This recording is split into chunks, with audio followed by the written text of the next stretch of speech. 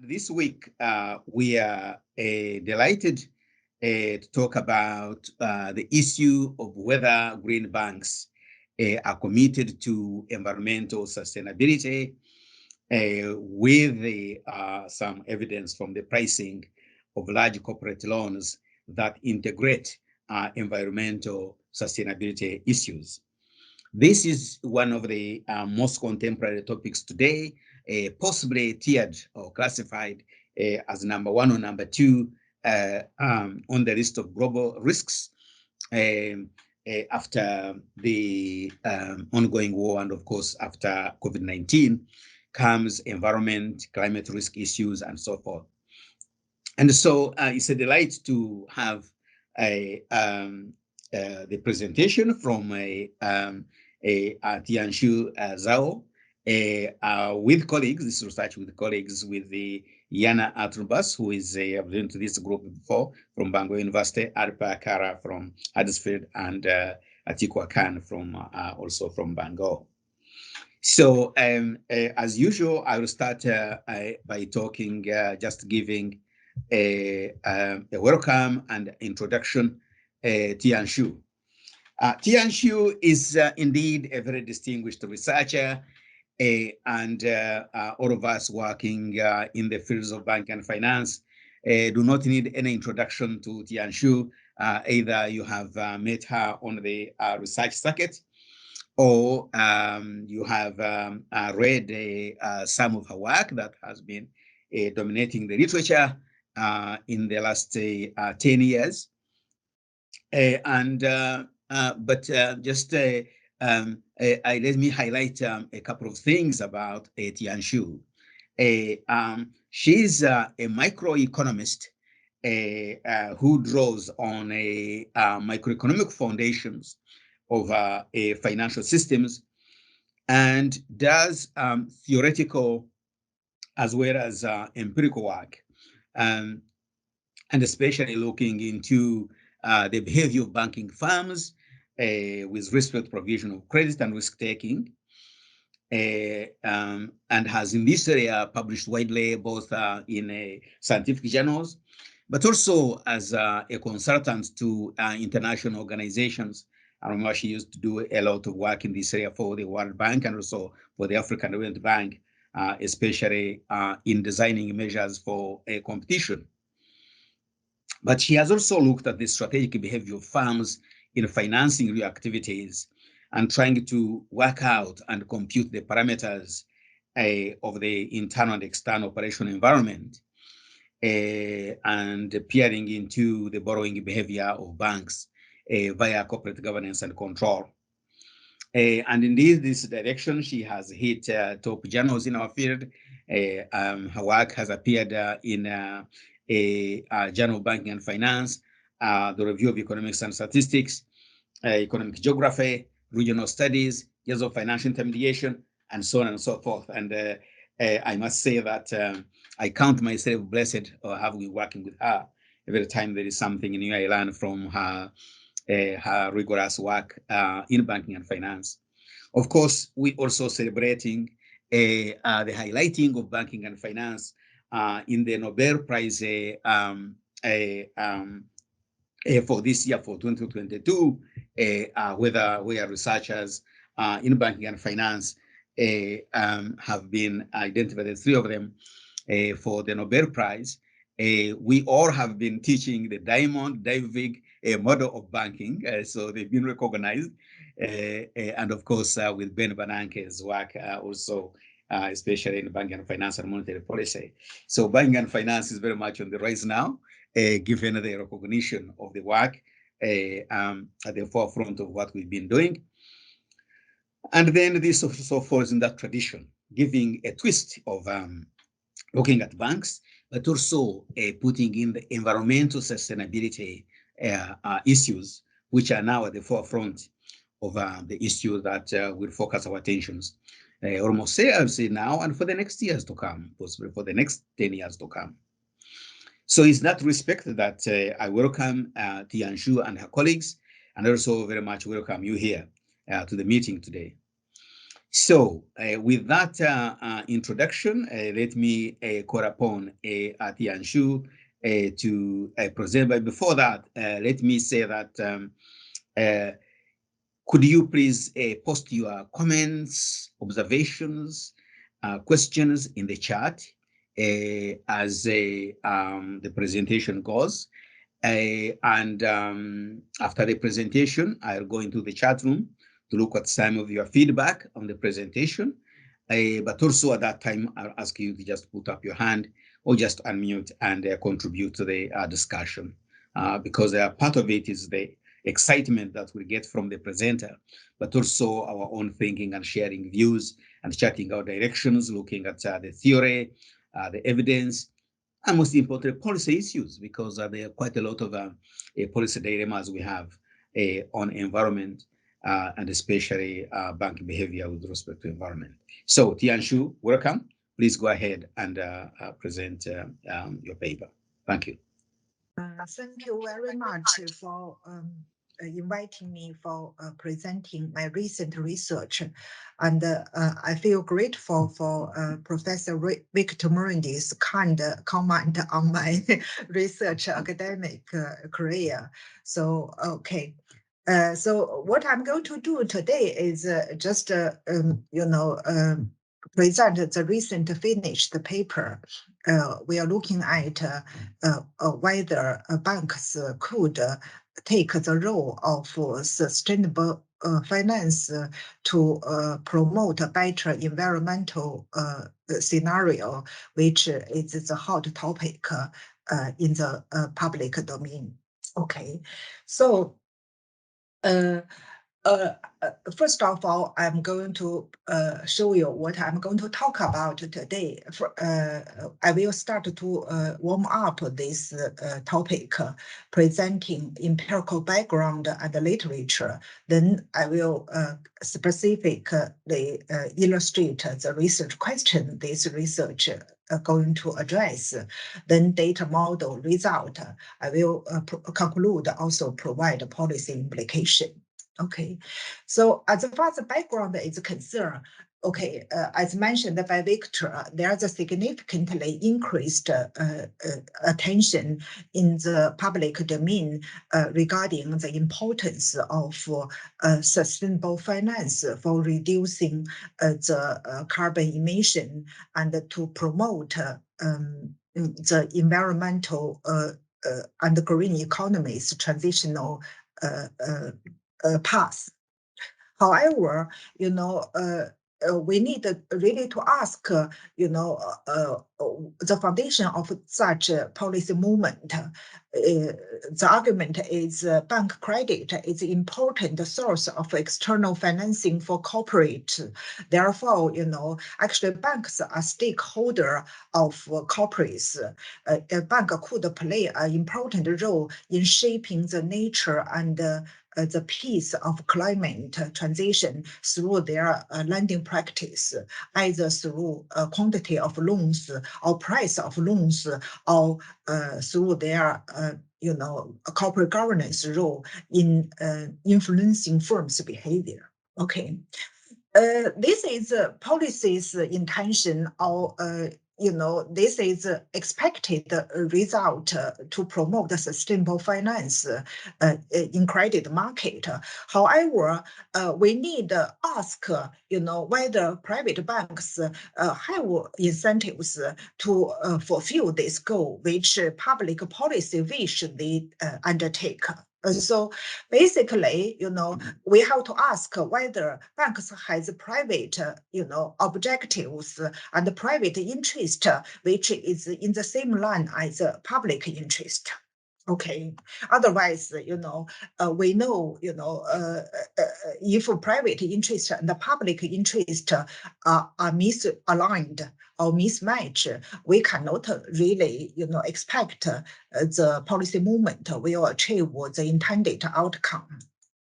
So let's look at the theoretical argument, why bank may care about the environmental, performance of borrowing firm in their lending practice.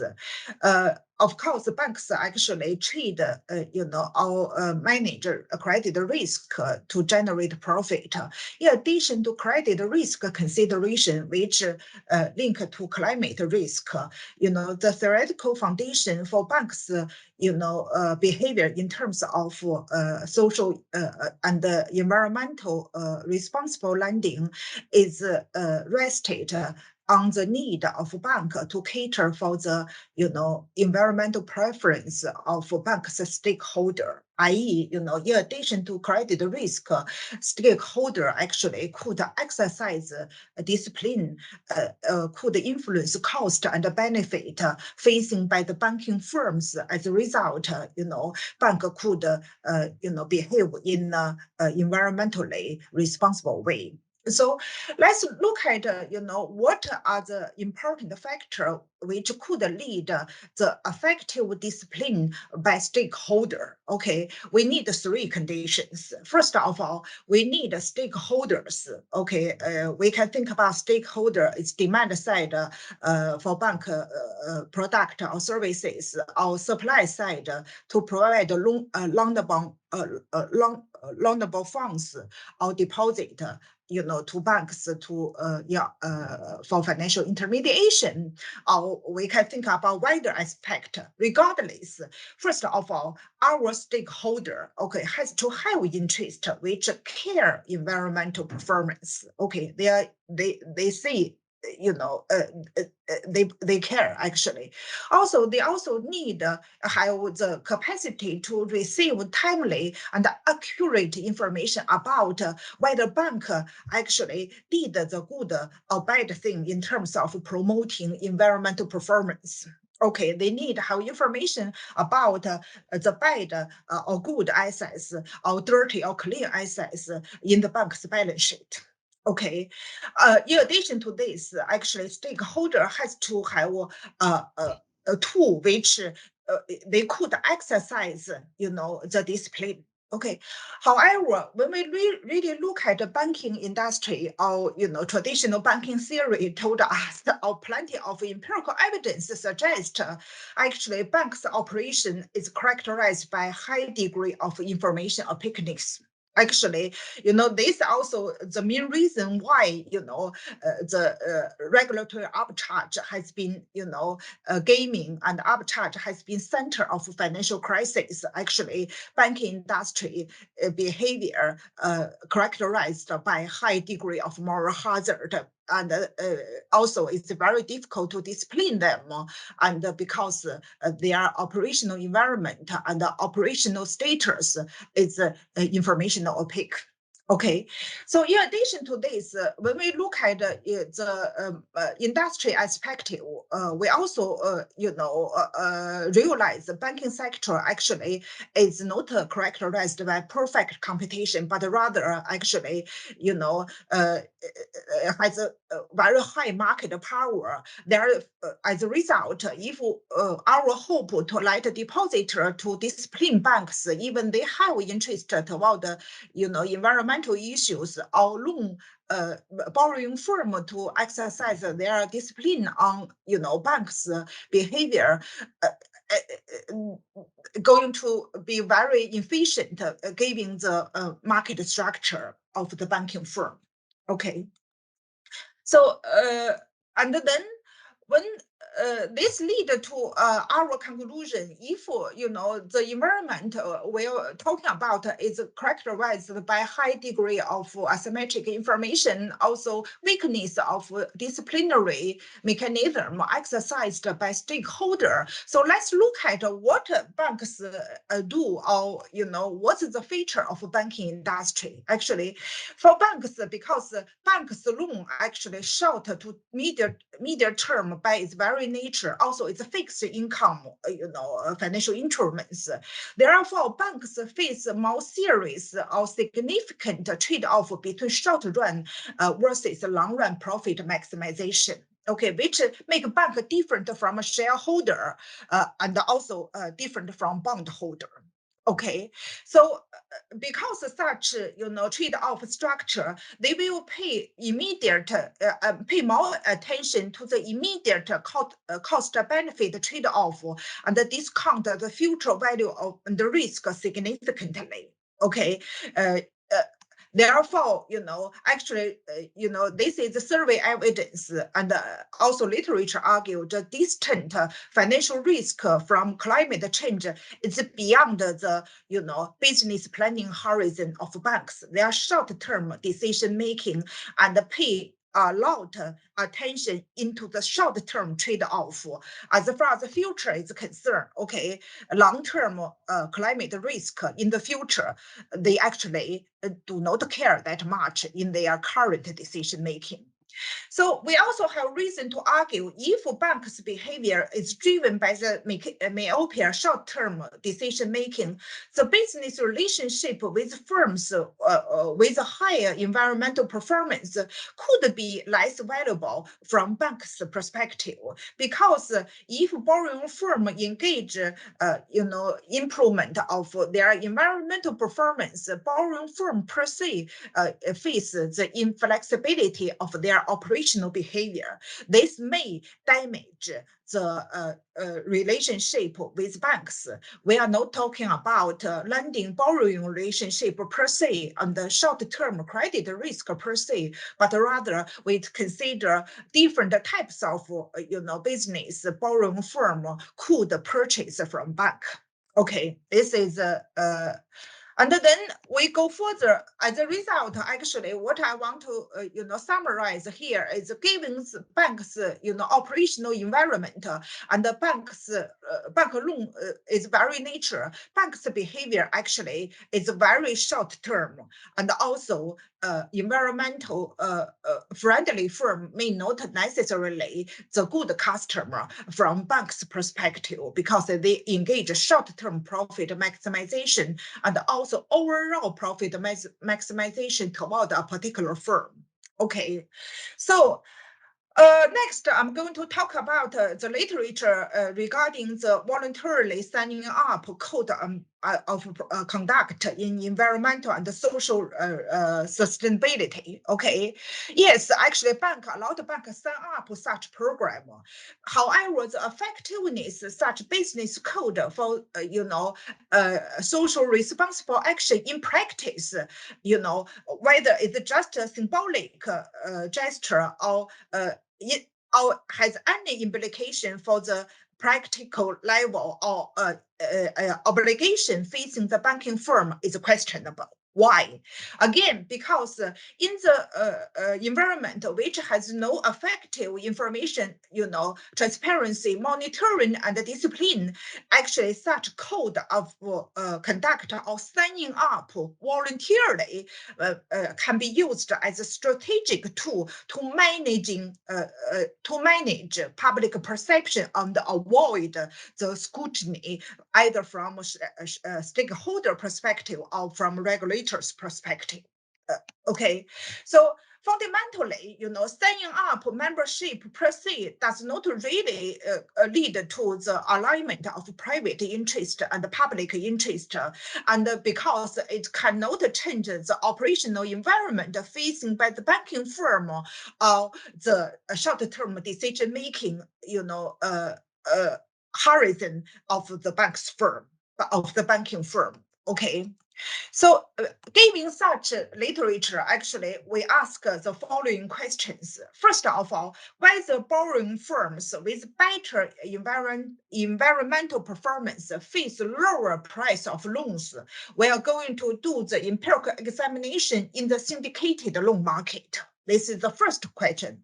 Then we ask, because the syndicated loan market actually, kind of a lot of banks create a group. In this group, we have lead bank and participating bank. Okay, we ask whether loan syndication led by banks signing up the membership for environmentally responsible lending actually price the environmental performance of borrowing firm differently? Actually, this question we are going to use green syndication as the short name. We ask whether greening syndication actually price the environmental performance of borrowing firm differently compare otherwise situation. Okay, the third question we ask is because our data actually is 20-year data, we ask whether the tightening up of public policy change the behavior of banks in terms of pricing environmental performance of firm in bank loan, in general speaking, and whether such impact are particularly strong for greener syndication. Okay, as far as the public policy movement is concerned, we consider 2013, emission trading system. Okay, this is the third phase of emission trading system. Actually, it's a tightening up of this trading system. Although this trading system directly, influences the production cost of a borrowing firm, however, could predict or utilized by banking firm as a prediction of future policy movement. Okay, we also consider Paris Agreement in 2015. This is a very big milestone, in terms of governmental negotiation in the sustainable finance. Okay. Those are the three questions. So now I'm going to talk about data. Okay, as I mentioned, our examination actually is in the syndicated loan market. We collect syndicated loan level data. Actually, we know who borrow from whom. Actually, we also know the detailed characteristic of each facility or deal, each loan, basically. Then we need a mean variable interest. We know the borrowing firm, who are they? We also create the tons of carbon emission, quantity of carbon emission as the indicator of environmental performance of a firm. So we also have other information such as corporate governance, financial ratio, market ratio, because we need those information in order to, create the demand for bank loan, as a control variable in our, regression model. We also need those information to proxy credit riskiness, which I'm going to talk about later on. So because we also, our second research question cares about whether syndication which led by banks signing the environmental responsible code of conduct. So actually we collect this information. We consider two major, code of code of conduct. One is European nation environmental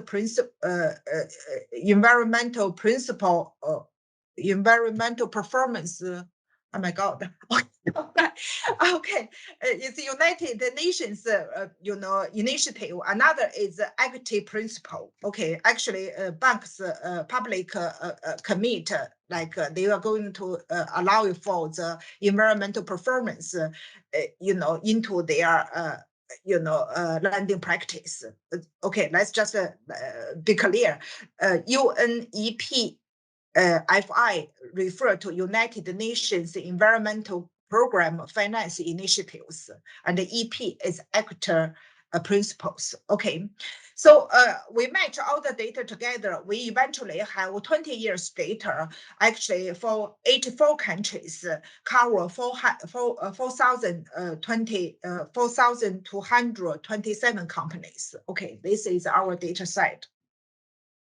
Okay, so coming to the model, empirical model, because we are looking at the pricing behavior, so our dependent variable is all in spread drawn, which actually facility S, each loan for borrowing firm I, this borrowing firm operating in the industry K in a particular country B, using the register address of this borrowing firm supplied by a lead bank, okay, of the syndication bank proxy as a G, and at time T. Okay, this is our feature of data.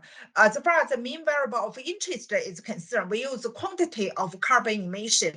Okay, we also create two dummy variable as a robustness test. Okay, the first dummy variable is green, which is a dummy. If the carbon emission of the borrowing firm actually is under 25% of better, environmental performance, we name them as a green firm. Otherwise, it's zero, less green firm. As far as the brown is concerned, we take the bottom 25 in terms of environmental performance. We gave them as a brown name. Otherwise, as far as the other firm are concerned, it's a light brown. Okay, yeah, this is the whole situation. Let me just make myself clear. We use the carbon emission as environmental, performance, but the larger higher quantity of carbon emission actually indicate a lower lower environmental performance. But when we grade green and brown, actually, we order them according to, the better, environmental performance rank first. Okay, being ranked first. Okay. So as far as the green syndication is concerned, because each, in the loans, syndicated loan market, sometimes we have more than one lead banks. Therefore, we use a proportion of lead banks which have membership of these two important code of conduct. Okay, at time T. Also, because actually banks join in these two initiatives at a different moment of time. As a result, the green syndication is a continuous variable, also actually has a time variation. Okay, this is the green syndication. As far as the public policy is concerned, I mentioned previously, we look at pre-2013 versus post-2013, also look at pre-2015 and post-2015 Paris Agreement. Okay. So actually, I'm going to quickly go through the model, because I already talked about the dependent variable, also talk about mean variable interest, okay? I have not talked about control yet. I will mention it later on. So, actually, the key variable interest for addressing the first question is environmental performance impact on, all in our dependent variable, which proxy for the cost of loans in the syndicated loan market. As I mentioned, we also create two dummy variable in addition to the environmental performance, which is the natural log range of quantity of carbon emission, which is continuous variable. We have two dummy variables here. Okay. So as far as the second research question, we look at whether, syndication with a higher proportion of lead banks signing up the code of conduct, you actually charge environmental performance of borrowing firm differently or not? This is our second question. So we actually have a green syndication, which is a continuous variable, also has time variation. Then we allow the interactive term to look at whether, environmental performance, will be charged differently if the loan is supplied by greener syndication. Okay, we did the same for the situation when we use the dummy variable to proxy environmental performance. again, let me just emphasize, when we use green dummy, actually the counterparty of green dummy is light green, because the green dummy generated using the top 25 better, environmental performance. When we use brown as a dummy to proxy the environmental performance of firm, brown is defined as bottom 25 environmental performance. The counterparty of brown is light brown. Okay, all right. This is sorry. This, yeah, sorry, huh? Okay, so the final attempt for us is look at the two important public policy movement, the impact. So we agreed triple interactive term. Basically, we look at whether environmental performance after the implementation of tightening policy, will face a different price of bank loans in syndicate market. Actually, this is what we are interested. In addition to this, we look at whether green syndication will respond in different manner, in terms of charging environmental performance of firms when the public policy is tightening up. Okay, we did the same for the green and the brown situation. Okay, yeah. Okay, so next. So I'm going to talk about the control variable, because our modeling strategy actually started from a general literature or standard literature of optimal capital structure. Therefore we control some corporate governance characteristic, also control for the financial statement ratios, which we aim to capture the basic credit worthiness of the firm. Okay, we also consider market value, consider the demand for external finance, and whether firms has incentive to switch from one type of external finance channel into another type of external finance channel, i.e. bank loan. Okay, so we also control deal characteristic, because we know banks could control risk, in different manners, right? So we control bank size, actually loan size, because we are talking about the pricing, but we didn't, ignore bank size, because you can think about this is the supply curve, which is quantity and price interplay. Okay, and then we also consider loan maturity, because shorter maturity may be lower risk from bank's perspective, and the loan purpose. Okay, and we also consider actually important information here is Moody credit rating, because our argument is actually, in addition to the short-term credit riskiness, we talk about banks' incentives to engage the corporate, responsible lending, actually, toward the environmental performance, better environmental performance of borrowing firm. Okay, so we control those, credit risk information into our, modeling process.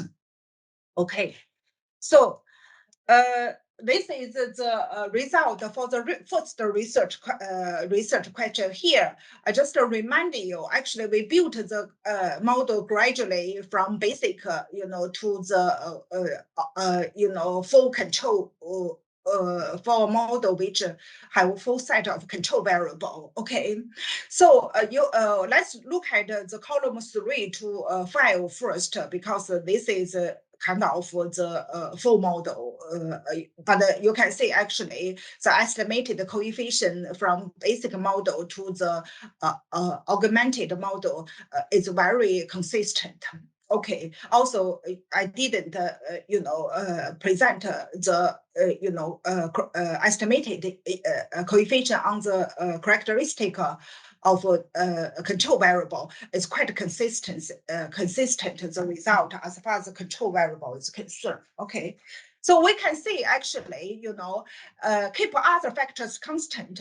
Firms with a higher carbon emission actually face lower interest rate in the syndicated loan market.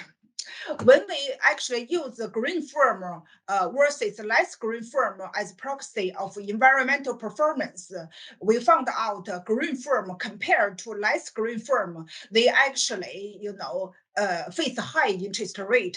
As far as the brown firm face less brown firm is concerned, they face lower interest rate in this syndicated loan market. Just to remind you how we define the green firm. Actually, we rank environmental performance in terms of carbon emission from high to low. Green firm is top 25. Okay, counterparty is others less green, i.e., those who are not located in the top 25 environmental performance, of borrowing firm. Okay, this is the first set of result. Next, I'm going to present the result when we look at the green green syndication. So you can see we start from the basic model. We didn't, immediately introduce this interactive term, but rather look at when we have green syndication as additional control in the model, actually, whether our result will still hold. Okay, we found out again, firms with higher carbon emission actually face lower interest rate. Interestingly, we found out green syndication, i.e., syndication which led by high proportion of banks which signing up this code of conduct of responsible lending. Okay, actually charge a high interest rate in this market. Okay, we interpreted this result, high interest rate charged by high greener syndication as an indication, as the result, those firms those banks who sign this voluntarily, membership actually utilize and be able to, recoup or harvest the benefit of enhanced public image. Okay, make them more visible, and then allow them exercise market power, enjoy some benefit which only available or exclusively available, okay, for those banks who are in this club. Okay, so but when we look at the interactive situation, i.e., whether a greener syndication will, charge price the environmental performance of firm differently, we found out no, they don't do it because we can see actually if for greener syndication when they apply, credit to firms with high pollution, they actually even charge them a lower interest rate. Okay, they charge them lower interest rate. You can see, therefore, okay, just to combine what I just said, they enjoy the exclusive benefit of enhanced market power from being a group member. Actually, however, in terms of practical implication of whether such benefit materialize into the obligation is concerned, as far as charging, okay, or pricing, a higher price to polluted firm is concerned, they don't do it. Okay, when we look at the situation when we use your green dummy to proxy firms' environmental performance, you can see actually as far as the green firm is concerned, for all the banks, regardless whether they are greener syndication or not greener syndication, they face higher actually interest rate, which we already discussed, consistent with our previous result when we didn't put green syndication as an independent, separate, control variable. Okay, similarly, we can see they still have green syndication is concerned, still have power or benefit, whatever you called, as far as charging very high, interest rate in this market. When they really, when we show or we introduce the interactive term, we found out actually green syndication does not really like charge, low interest rate when they supply bank credit to a greener firm, to green firm, worse when they supply credit to less green firm. Okay, we did the same actually for the brown situation. You can see the result more or less very similar here. Okay, and also when we put the interactive term here, we found out brown firm actually, when brown firm was supplied bank credit by greener syndication, actually they face lower interest rate. Okay, in the syndicated loan market. Next, I'm going to present the result for the public policy tightening up's impact on the pricing of environmental performance of borrowing firm, generally speaking, and particularly look at the behavior of greener syndication. This is the result. Okay, so I look at the 2013 emission trading system, as I mentioned previously, compared to the first two phases of emission trading system. 2013 trading system is characterized as a tightening up. Okay, so therefore, although such tightening up directly work through influencing the cost of production of firms with different environmental performance, we argue that might also predict the future policy change and the transition risk facing by the bank. Okay, but we emphasize again, we are talking about the future policy movement. Okay, so here let's look at the result. We found out the carbon emission actually, if firms has a higher carbon emission, actually they face lower interest rate in the syndicated loan market. However, compared to pre 2013, in the post 2013 period, there's an increase in the interest rate faced by those polluting firms. Okay, but when you look at the magnitude, you compare the positive magnitude here, 0.0197 with this 0.0422. We also did the statistical test. Okay, what we can conclude is in the post 2013, although actually firms with high pollution face a higher interest rate compared to what they face in the pre-2013 period, they still in the favorable position in terms of cost of loan in this market, because this increase in the cost of loan before and post 2013 compared to before didn't lead the conclusion as far as the firm having high carbon pollution is concerned, they face lower interest rate compared to less polluted firm in the post 2013. Okay.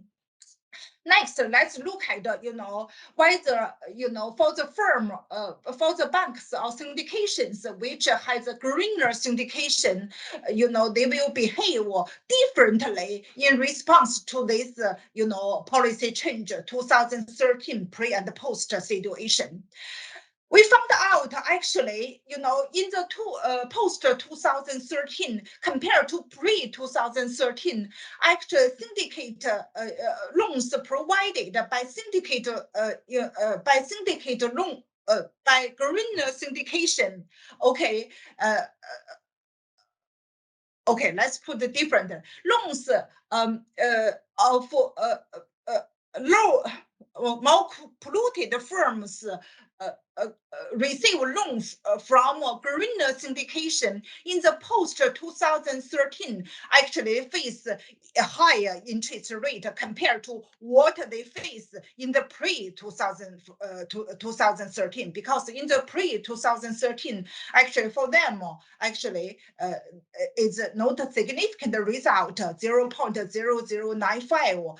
However, in the post 2013 actually the result in terms of lower interest rate facing by the polluted firm if they get a loan from a greener syndication become even stronger. They face a even stronger favorable interest rate in the post 2013 situation. So actually, the result more or less hold when we use dummy to proxy the environmental performance of firms. Okay, I'm not going to talk about it. Those results. Next, we turn to the Paris Agreement. Paris Agreement exercise very similar to what I present in the emission trading system. We look at the pre and post 2015 situation. The result is very similar. Carbon emission polluted firm face low interest rate in the pre-2015. As far as what they are facing in the post-2015 is concerned, yes, we found out in the post-2015 actually they face less degree of favorism, in terms of cost of loan, However, when you compare the magnitude, negative 0.0394 to a positive 0.0086, the decrease in the favorism in terms of interest rate facing by the polluted firm, which happening in the post 2015, does not lead those polluted firm actually face high interest rate in the post 2015. Okay, so we also found out actually, in terms of syndication provided by greener syndication is concerned, if a firm is a polluted firm, they get loans from greener syndication, and in the post 2015, actually they kind of face even better treatment in terms of cost of loans compared to what they come across in the pre-2015 situation. Okay. This is the result, let me explain to you why it makes sense. All right. So before we conduct robustness test, we did the green and less green situation, we use the propensity score matching, try to remove the observable endogeneity of green carbon emission of borrowing firm. Okay, we also, use instrumental method to consider whether environmental performance per se could related to unobservable riskiness of borrowing firms or unobservable demand for external finance, because firms have different environmental performance, may have different degree of demand for external finance. Okay, also we change our definition of our measure of environmental performance. We actually normalize it using carbon emission divided by total sale or total asset. We also use the environmental ESG score or individual score for the environmental score as well. The result is hold. We further test for the self-selection bias, whether firms with better performance will select into greener syndication or not. Our result indicate there's no systematic match between green bank, green syndication, and green firm. Okay, we further control other situation as well. Okay, so now I'm going to Okay, I'm going to conclude. What we found out is a very surprising result. Okay, so we found out, polluting firms are charged the low interest rate because we already control the short-term credit riskiness, and also control for the, demand for bank credit. We use instrumental variable to handle observable and unobservable. Therefore, actually, our examination is beyond what credit risk consideration attempt to capture. It also reflect our, theoretical framework. We emphasize the disciplinary mechanism exercised by the stakeholder of banks. Okay, and we also could rule out the explanation of banks supply loans, polluted firm in order to help them to reduce carbon emission, because we control the purpose of loans in our regression. Okay, so our result indicate a better environmental performer does not seem to benefit a lower interest rate on loans led by banks setting up this membership of environmentally responsible lending. Okay, we found out the tightening public policy in terms of 2013 emission trading system and the Paris Agreement, although narrows, okay, does not reverse the favorization of interest rate facing by the polluting firms compared to less polluted firm. Okay, given we control industry and other variables. Okay, and we also found out the greening syndication are in favor of polluted firm even more with the tightening up of the public policy in the environmental climate change. Yeah, so before I explore the policy implication, also provide the justification. Okay, I want to draw your attention to several statements, by the professional bankers, which indicate the attitude of banks in terms of climate change and and whether they are willing to change their lending practice. Okay, you can see, actually, a lot of bankers perceive climate change is not a financial risk. They need to worry about it, or it's beyond their horizon of their decision making in terms of risk control, which indicated by the Bank of England recent survey 2019. Okay. Also, the most recent publication by the bankings on climate chaos actually is 2020, March 29, actually lend support to our result. It indicated in the 6 years since the Paris Agreement, actually the world's largest 60 banks, private banks, they significantly finance, fossil fuels. Okay, so when we look at the figure, we found out 2021 fossil fuel financing, as far as the number is concerned, quantity of bank loans is concerned, remain about 2016 level when the Paris Agreement is signed. Okay, was signed. Also, banks actually join in those, new actually net zero banking alliance. This is new, like voluntary membership of code of practice. They found out the result shows they actually play the major roles in financing oil and gas, expansion company in 2021.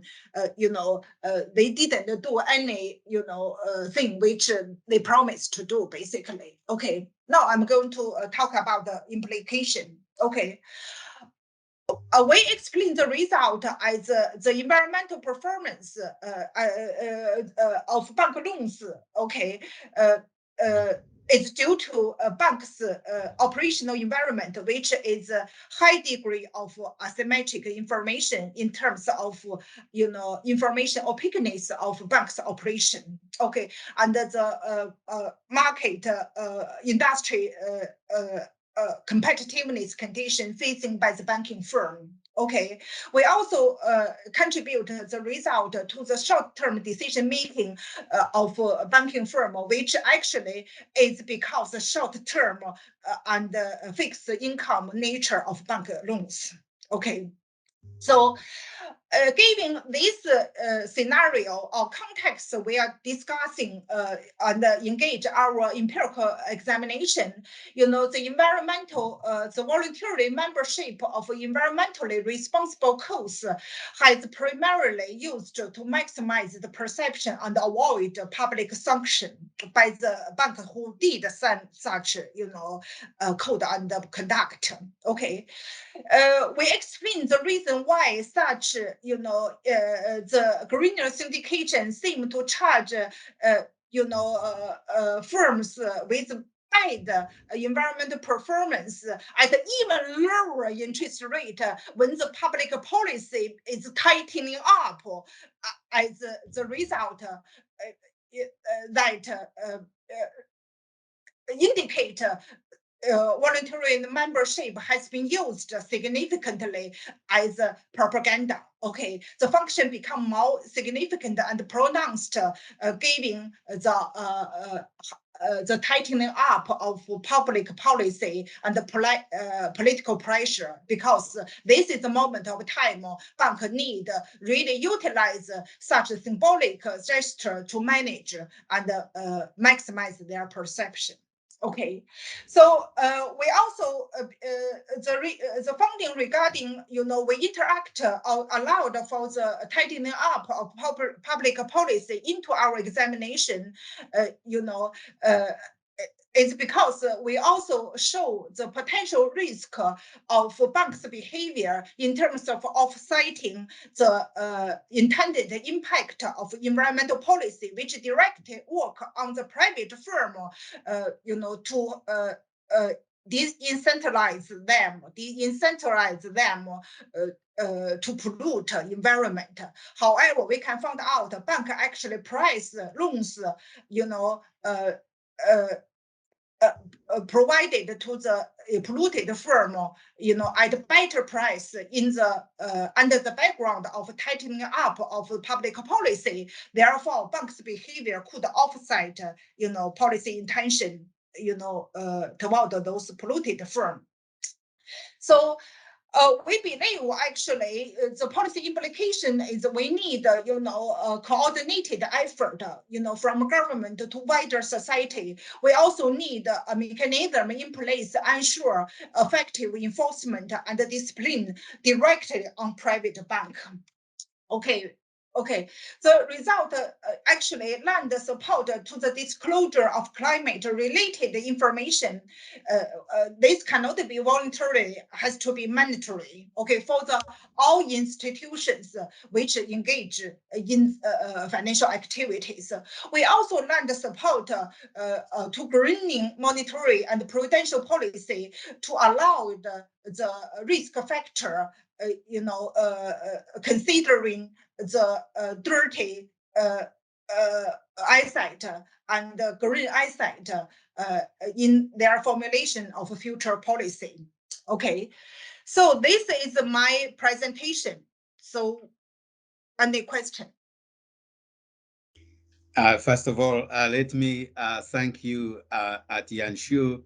Very much give you a hand of applause for a very interesting presentation.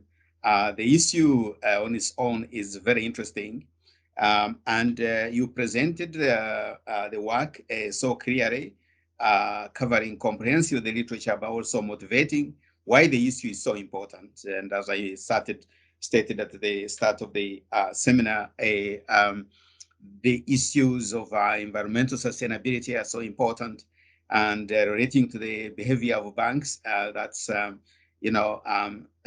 equally important. A plausible hypothesis you are testing, but also a very rich data set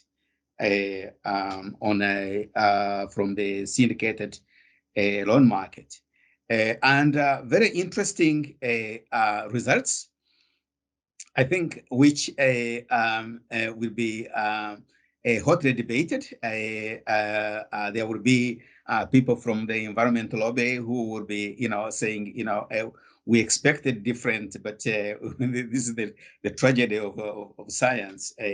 But it pushes us on the policy recommendation you were mentioning, very important insights in whether we can go mandatory or whether we can have these packed into the regulatory functions of central banks, as some of the environmental people seem to suggest. Absolutely interesting, and I think there will be a lot of issues for discussion as we open up to discussion and comments from the floor. As you are going through the presentation and looking at the interesting slides and admiring the huge amount of data that you've been able to put together, and also mentioning the policy foundations for this, mentioning the UNPFI, mentioning the EP, mentioning the Paris Agreement, which is was really a big milestone, 2014 enacted and then implemented 2016. I tell you what came to my mind, and maybe I haven't thought about it, long enough to be able to reach a conclusion. But I was thinking that suppose this study was framed as a quasi-natural experiment, okay, whereby then it becomes possible to have the treatment group and the control group taken from all the banks in the syndicated loan market. Actually, in terms of variables, you don't have to change anything. The variables are already there. All that would be different would be in terms of methodology, doing a 3-tier DID differences, and then to be able to see whether we can have cross-cut issues on those banks that are implementing green policy and those that are not. But maybe I'm running away with a lot of imagination as I listen to this exciting work. Okay, let me ask the floor for comments. Please put up your hand or unmute and share with us. Yes, I can see. Dak, you are most welcome. Dak is is an honorary professor in the Center for Global Finance at SOAS University of London, also the head of the department at ODI London. So Dak, please go ahead. Well, thank you very much, Victor, for giving me the floor, and also thanks the presenter very much for a very interesting presentation. And also, I was listening to it, and sorry that I couldn't be the first few minutes, but it sounded all very counterintuitive. So I thought, because I thought, well, what we really want to be doing is providing a lower cost of capital for green firms, isn't it? And so I suppose the question then becomes, what is it all picking up? So greener firms face a higher cost, and I mean it might be counterintuitive because there's also literature that suggests that energy efficient firms tend to be innovators, more productive, more efficient anyway, and in that sense perhaps would be, if they're more efficient, would be able to attract a lower cost of capital as well. But maybe there's something that this is picking up, and I want you to be sort of speculating a little bit on that. Are you sure that you have picked that you controlled for everything, or is there other factors that could be the case? So it may be that the traditional firms that are sort of the brown firms, the ones that are heavy polluters, are the ones that are lobbying the banks most, are networks, and I don't know exactly which countries you were focusing on, so I missed that. But that it basically that they were able to sort of attract a low cost of capital through favoritism because they're tied into sort of a network, for example. It's just one factor. But yeah, I mean, if you are right, if it is green firms, then what's wrong with the green firms then? So why are they perceived as risk takers? What are they doing wrong? I would say like innovators would be seen as good and so on. And then from the other side, so last year we did some work with the European Investment Bank, and they have an annual survey of banks, and they particularly asked about green products, and basically so there were quite a few banks that were offering green products, but quite a few not, and the question was a bit about the why not. And they said basically that the lack of demand for green finance and the lack of technical capacity among their staff as the main constraints on investment in this sector. So if it is a lack of demand, well, if green firms are facing a higher cost, then I can definitely see that they don't want any green products, or they don't want any demand for they don't have any demand for those products. It could be that there's something wrong in the appreciation of risks in the banks, so that they do something wrong, so they don't understand the green firms. Perhaps they should do so that they're irrationally charging the wrong price, for example. Is there any evidence for that, perhaps, or is there any suggestion that may be the case?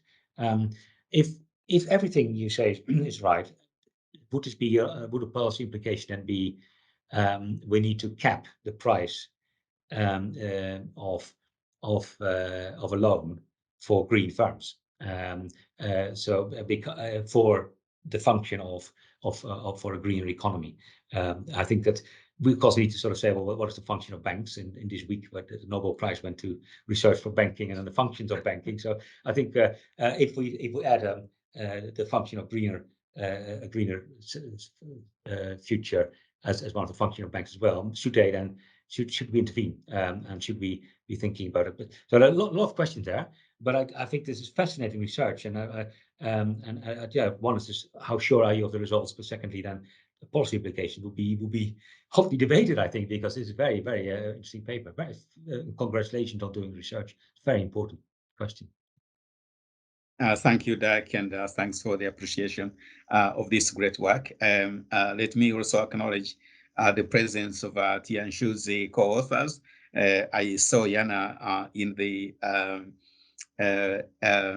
in this meeting. So maybe Tianshu or Yana can respond or to this comment from Dak. Thank you for Burundi. It's lovely to see you in this platform. Yes, yeah. I leave I don't want to hijack first, and I will leave it to Tianshu.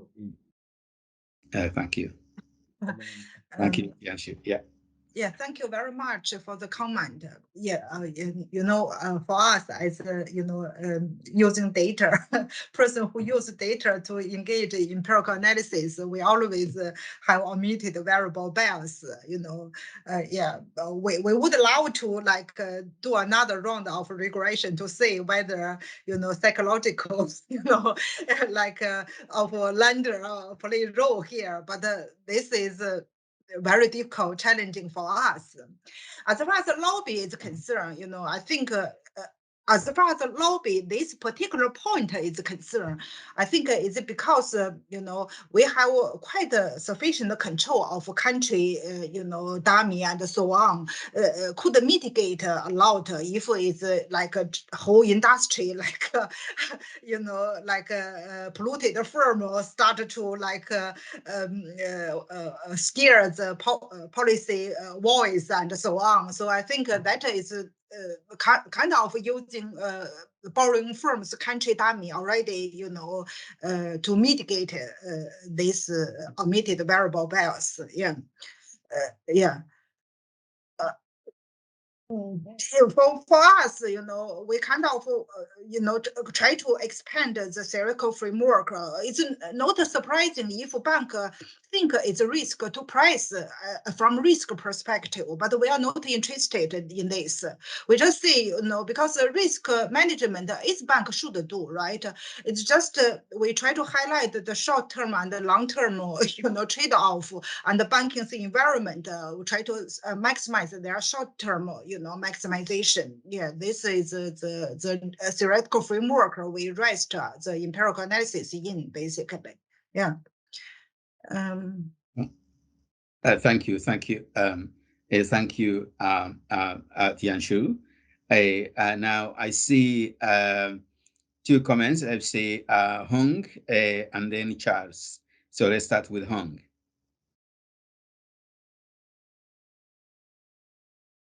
Yes. Okay. Thank you very much. Hong, Good to see you. Yeah. Can you hear me clearly? Is my colleague, a professor in finance at School of SOS, University of London. Thank you, Hong. Thank you, Victor. So thanks, Tianshu, for the presentation as usual. It was very clear, and the piece of work has been undertaken very carefully. And I just have maybe two comments. One is about the background, the theory. So you emphasized on the stakeholder theory, and your results are actually not in line with the stakeholder theory. Rather, it is actually the evidence that supports the shareholder theory. Okay, and that reminds me of an article actually I read. I think a couple of days ago, I came across an article from the Economist magazine, which they say stakeholder theory or ESG stuff is basically anti-capitalism. Yeah. So i.e. those type of things should be the responsibility of the public, of the, the public or residents of the society. They should not be put on the shoulder of, let's say, private enterprises, including banks. So I think people have started this debate from the theoretical perspective. So maybe you can extend your theoretical framework from just talking about the stakeholder theory and to discuss the differences between the stakeholder theory versus traditional shareholder theory. Okay, so yes, we can say, they are following the stakeholder, they are doing something socially responsible, but we do not really have a strong, clear evidence on that. So I think probably it is the time for us who are touching upon this type of research questions. We should actually think beyond the stakeholder theory. So that's one thing. And that article actually was published in the Economist magazine. I forgot which issue, but you can go back maybe 3 weeks ago. So you can find that. And that's one thing. Now, the second issue refers to your empirical framework. If you think about your empirical specification of the model, your focus is the bank's behavior rather than borrower's behavior, okay? And you also said that whether or not the banks have signed the club as the membership is very much for the sake of their public image. So I think there are a lot of self-selection problems here. So I think Victor hinted that maybe you should rethink about those empirical strategy, focusing on the banks, not that much on the borrowers. Okay, you can use a dummy variable that is related to the borrowers in terms of their, whether or not they are environmental environmental friendly firms.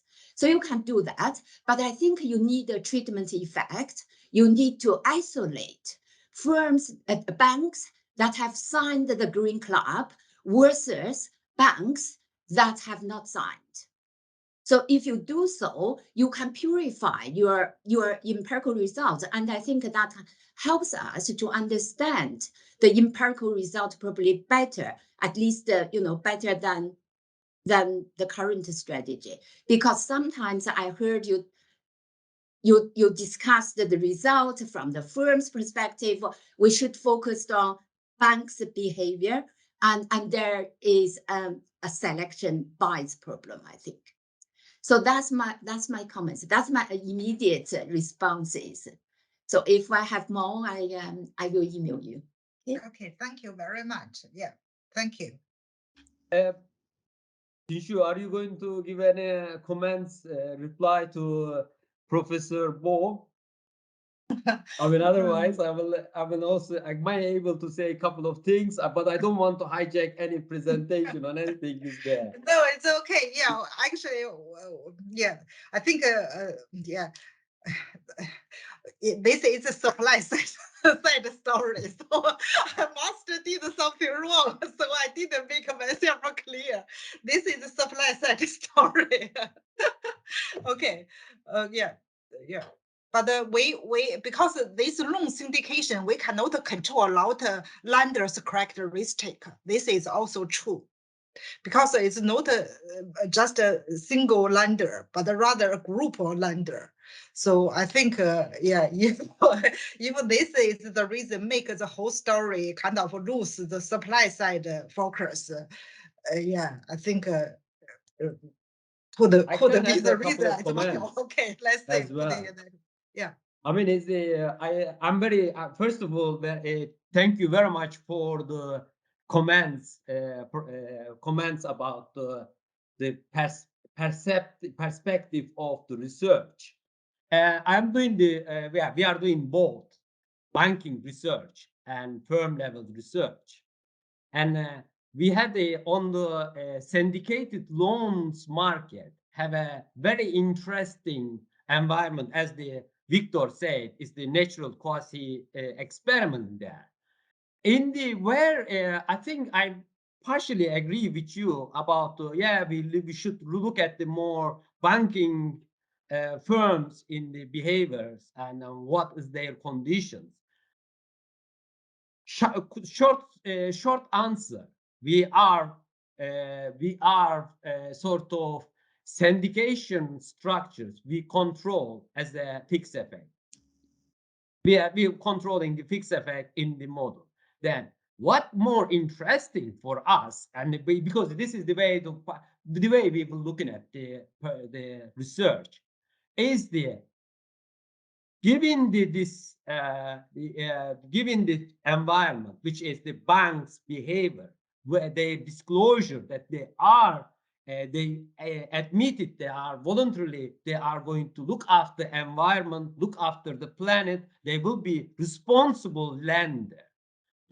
We try to see without any question whether is this sort of concept, the supposition, how much is the relevant from the how much they are really going through and doing things. Is it really? This is where that's why we took it's borrower perspective is very important in the to see treatment. As you mentioned, treatments and control. We have the quite significantly. We are looking at the this both control and treatments. Is the sort of we take into the issues either all the given condition or given perspective. What is the how much? What is the borrowing cost of the firms that let's say brown or they polluted or not? I think I don't know. This is yeah, it's a fair comment, I would say, but it's very interesting. But let's see how they. I mean, the result it shows is where they how they the firms what are they treated. Let me just one sentence, Victor. Price or the cost of borrowing is not your behavior. You need to accept it as a borrower, right? This This is pricing. Equilibrium price. Yeah. Okay. Equilibrium price. No, Yeah. it's one-to-one equilibrium price. Yeah, if you have a One-to-one bargaining power, equilibrium. probably yes, I agree. But do we really have bargaining power if you are borrowing? So to me, it is more like the bank's behavior rather than the firm's behavior. So that's why, I mentioned this one, but it is a fair response. So I agree. Yeah, thank you very much. Yeah, Thank I you very think much. there is some particular your comment about how we sell.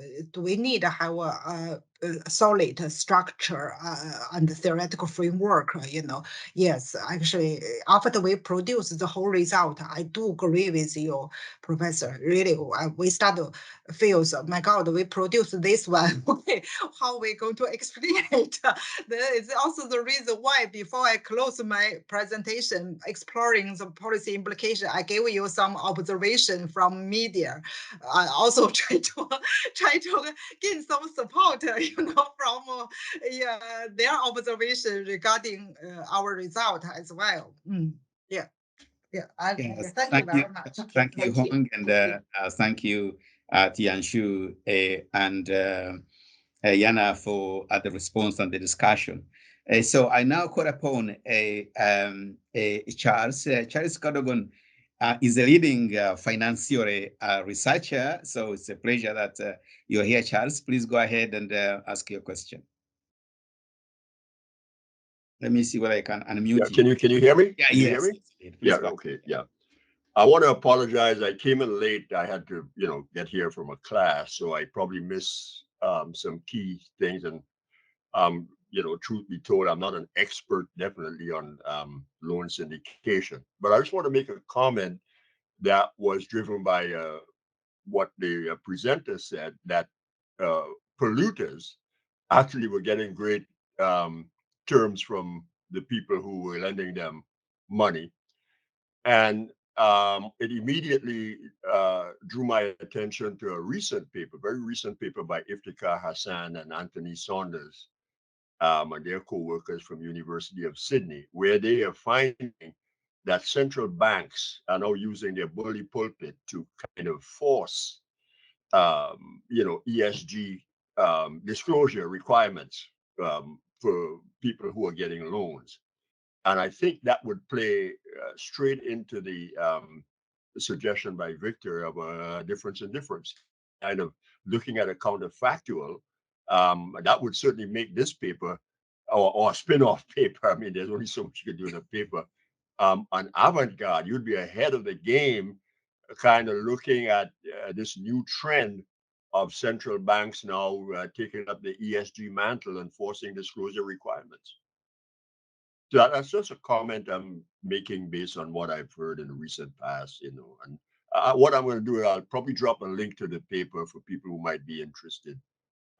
It's unnecessary, but I'll drop a link in the chat for it. Yeah, thank you. And Asina will then make that available to all the participants. Thank you, Charles.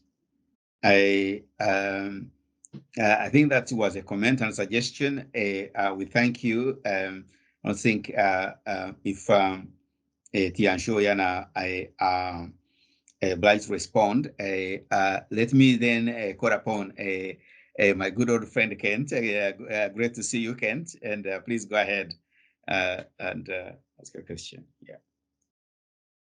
Yeah, you are muted, Kent. Okay, can you hear me? Yes. Yeah.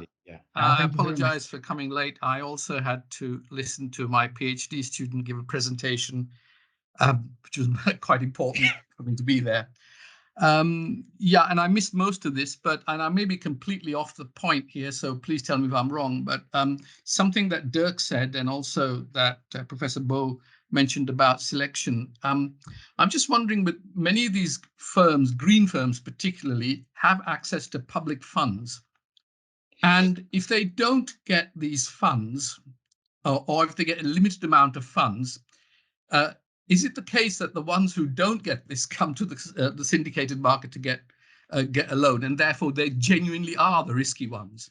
Because what we know about the screening of the public sector for green projects is they're very bad. Okay, they give anybody money. If you just say green, they give you money. Okay, so if they don't give you money, you really are the risky ones. So I'm just asking whether there is a selection issue here. I mean, that the banks are actually getting the worst ones, and the public sector is funding the best ones. Yeah. So in terms of identification, I say, yeah, we'll only look at the intensive margin, yeah, means they enter into it, yeah. So, but within the intensive margin, we actually look at whether we use instrumental variable just to handle whether firms with a high pollution versus firm with low pollution actually show different demand for bank loans, basically. But it's still in the kind of intensive margin, yeah.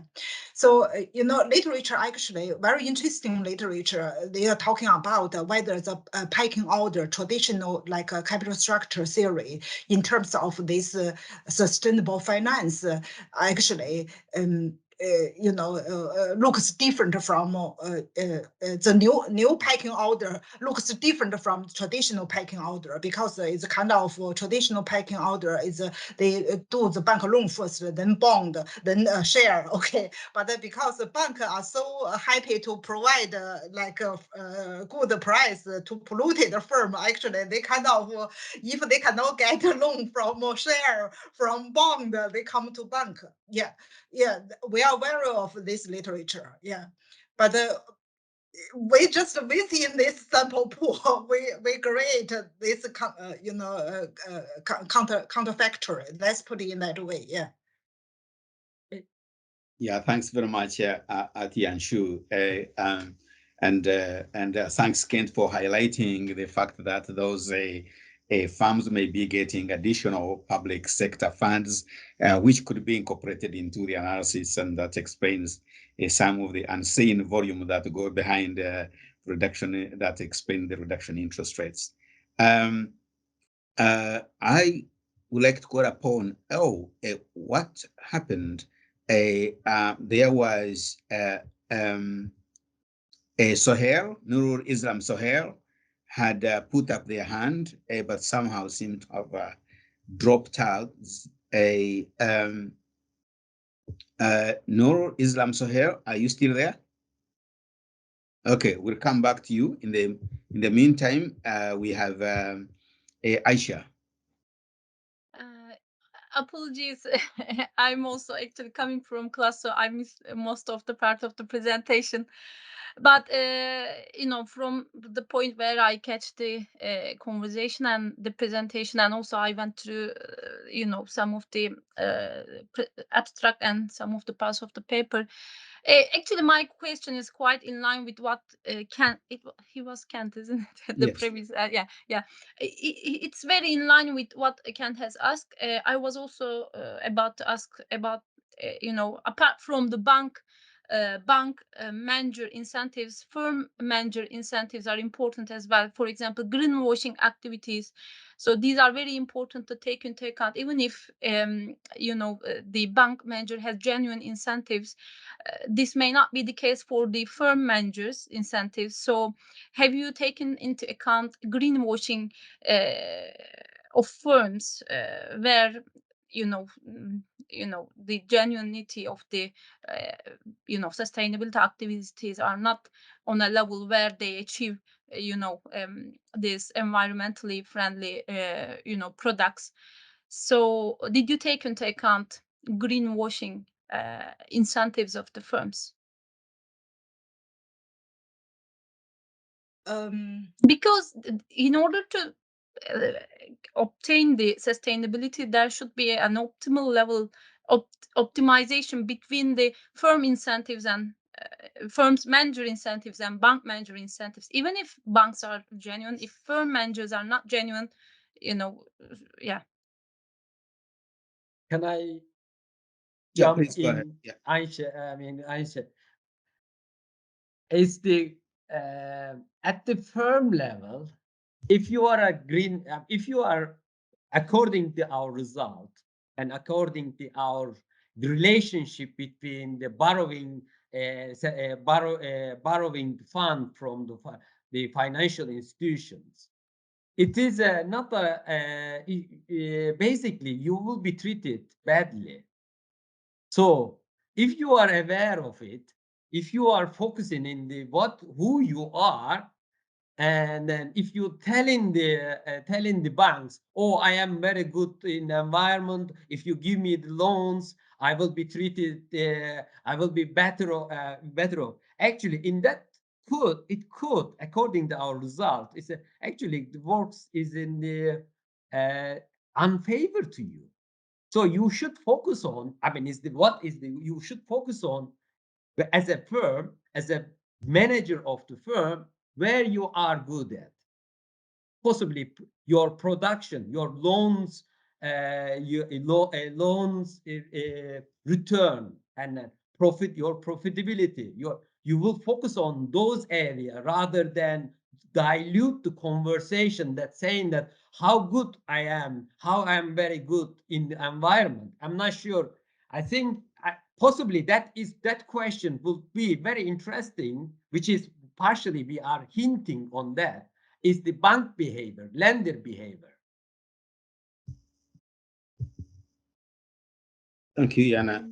Yes, yeah, that's true. So that's your focus in your research, I can tell. But still, in order to optimize, lenders' intention, if it's genuine, still firms, managers have to have this incentive as well, this genuine incentive as well, in order to realize the optimal goal of sustainability in the lending and lending output with regards to firms' output.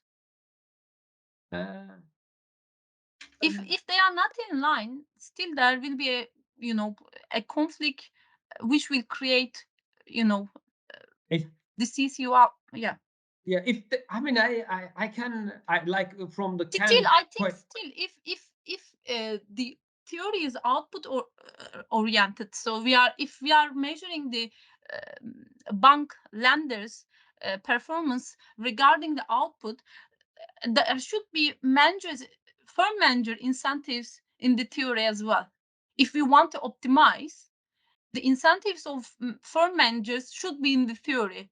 I'm sure we are not, maybe we didn't, we might be thinking or in the empirical results, maybe what I will be, I mean, is like an interesting question. I mean, is they can say it, while about the public funds, maybe this firm may be getting the public funds.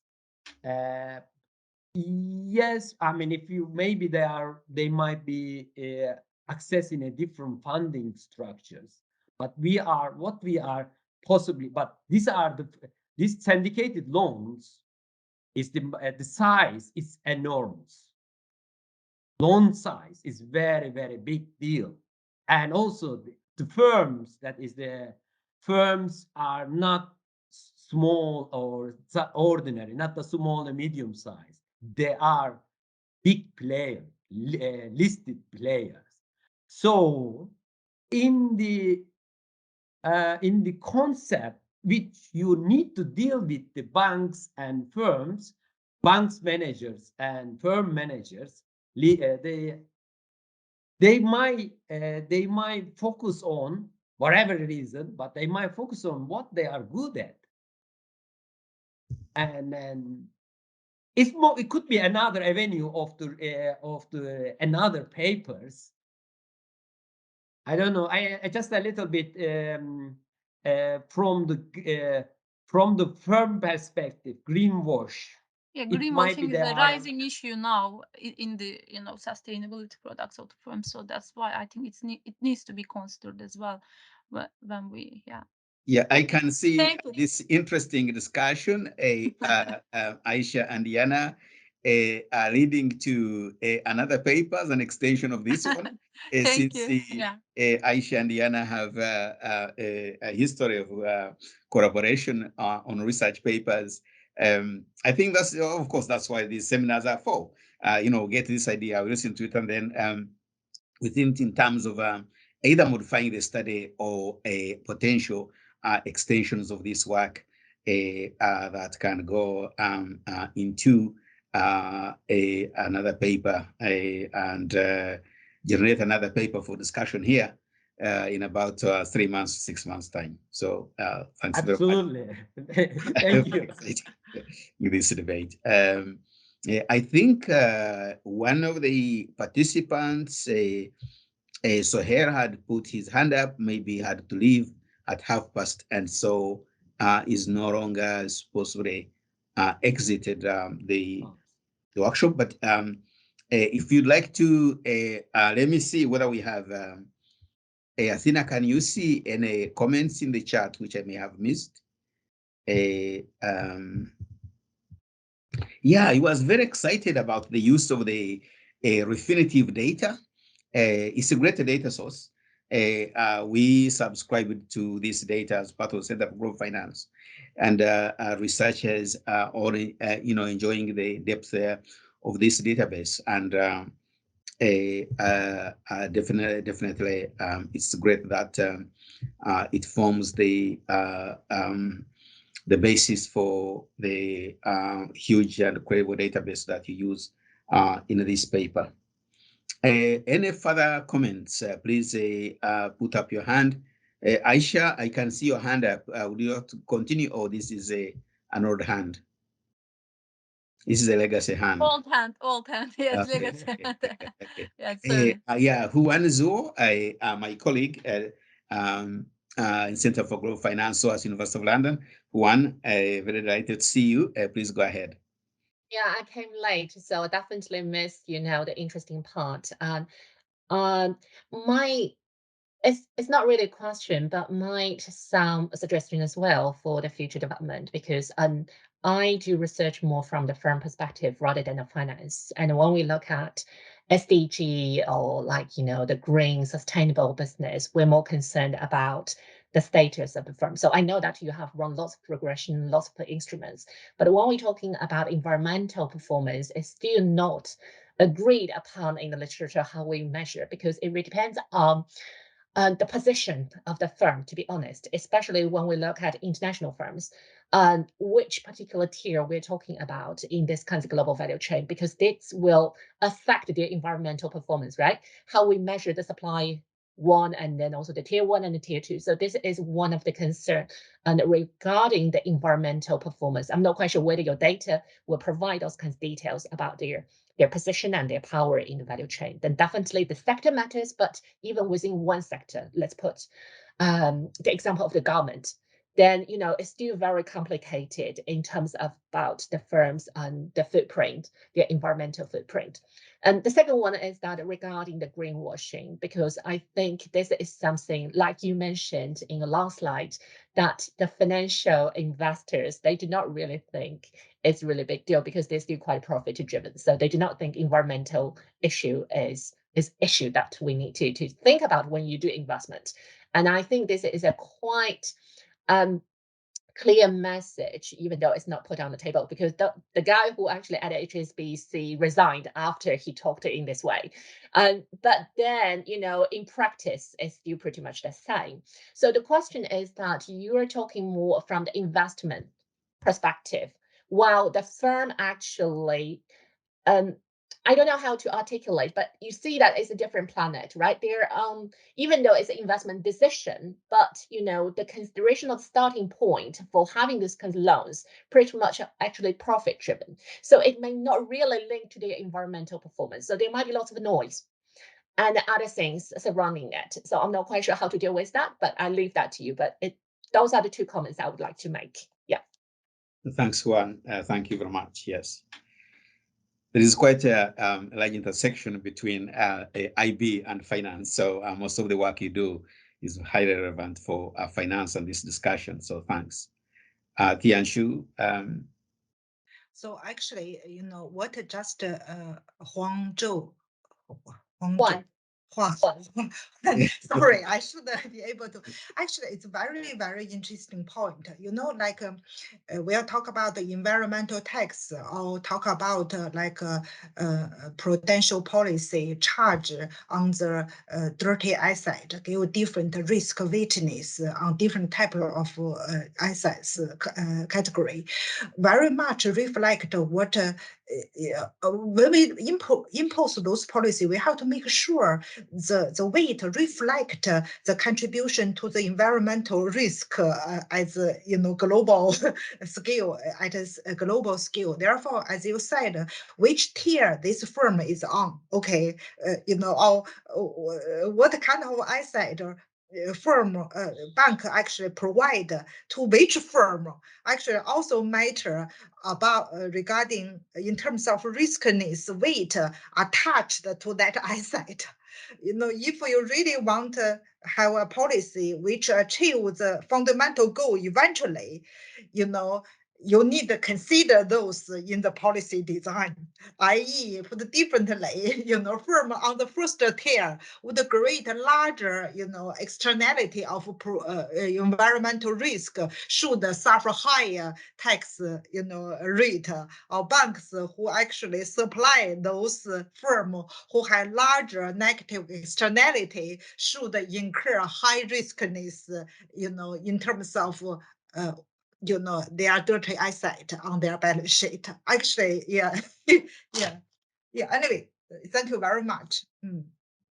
Thank you, indeed. Thank you. I'm gonna jump in another things. Maybe do this. Sorry, the tissue is the one is the way we look at it. Yes, we took also performance, their ESG performance, but our perspective, our way of looking at the overall research from the more in the from coming from the science base, carbon footprint is the where we want to know, which we know each of the firms what is their. That's another method. That's contribution. Their carbon emission within total carbon emission, scope 1, scope 2 in the at the end of the year. That we take that is the measure, the important key variables, key measure to classified or segmented green firms based on the UN definition. This is that is for us is the what is the climate? What is the climate? What is the concern of the climate scientists? Is the carbon, basically green gas emissions, in particular, most important, CO2 emissions. What we are, our measure, maybe we didn't put in on the presentation, major issues categorized is the CO2 emission of the firm. And we also add on those performance, environmental scores and others, but is the key, our key research heart goes in on the estimated total carbon CO2 emissions. Yeah, so thanks for clarification, because that really interesting. That's exactly relate to what my point is, because how you can accrue those kinds of emission to the firm, right? Depending on the firm, if I'm not quite sure about the size of the firm or what particular those kinds of data, because when we do the IB studies, we will consider subsidiary.